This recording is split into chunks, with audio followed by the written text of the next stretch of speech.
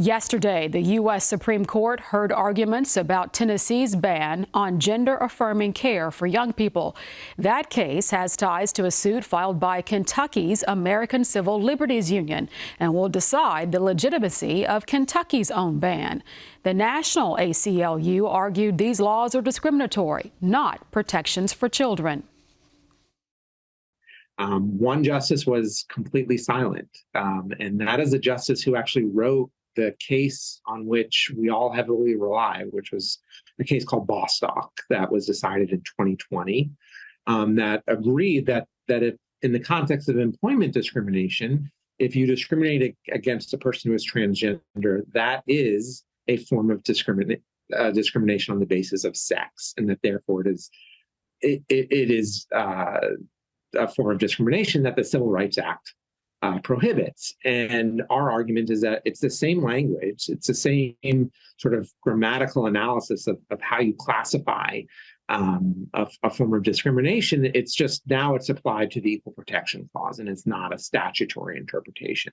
There's no choice but to be optimistic for the parents and the families of kids who have to leave the state to get the health care that they and their doctors believe is necessary. And so in order to stay optimistic, you have to just hope that there are 5 justices who agree that this heightened level of scrutiny should apply. Last year, Kentucky's General Assembly banned hormones and surgeries for minors seeking transition to a different gender. That prompted a lawsuit against the law by the ACLU of Kentucky on behalf of 7 Kentucky families seeking that gender-affirming care.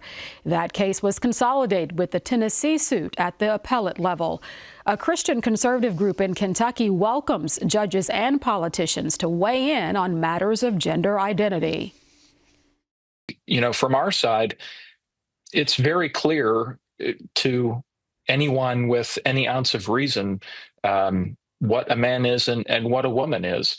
And those sorts of questions, your answer to what is a man and what is a woman, what determines someone being a man and what determines someone being a woman, really plays into everything else that you think about the function of government, the structure of society, everything like that.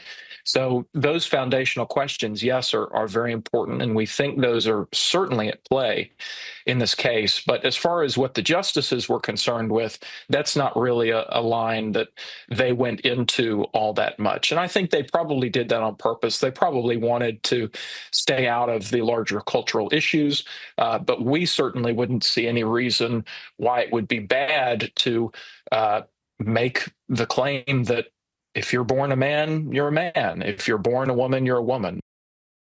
The Family Foundation of Kentucky says banning hormones or surgeries for transgender adults is not on its policy agenda.